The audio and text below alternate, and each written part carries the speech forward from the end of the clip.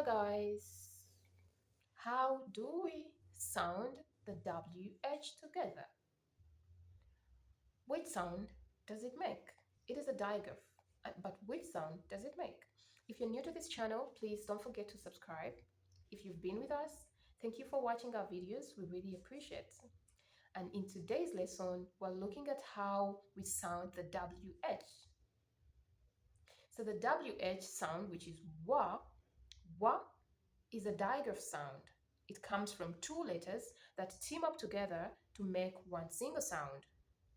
So we originally see that the WH comes from two letters, two sounds, which is wa and h.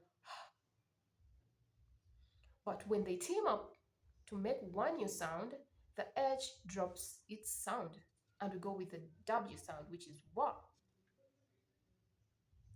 Let's see words with this combination of letters. We see it in words like wheat, as in eat, wheat. This word has two digraphs. It has the WH and the EA. So the EA is another combination that makes one sound, which is E. It makes a long E sound, which is E. So we say eat wheat. So we see the same word, the same combination in well. Well. Well is a word that falls under the words with silent E rule, where the E at the end is dropped and the A is made long. So we see well.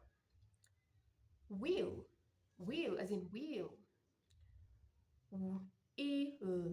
This is also another word where we have two digraphs. We have the WH digraph and the EE, the double E. So the double E sound is the long E. E, E, whisper, whisper, whisk, whisk, wape, white, white. White is another word that follows the silent E rule. The E at the end is dropped and the I is made a long vowel because it's a preceding vowel. White, white. Wine, wine. So this is also another word that follows the silent E rule. So if you got something from this lesson, give me a thumbs up, please. And thank you for watching my videos. Thank you for being with us. Let's meet in the next video. Thank you. Bye. Have a nice day.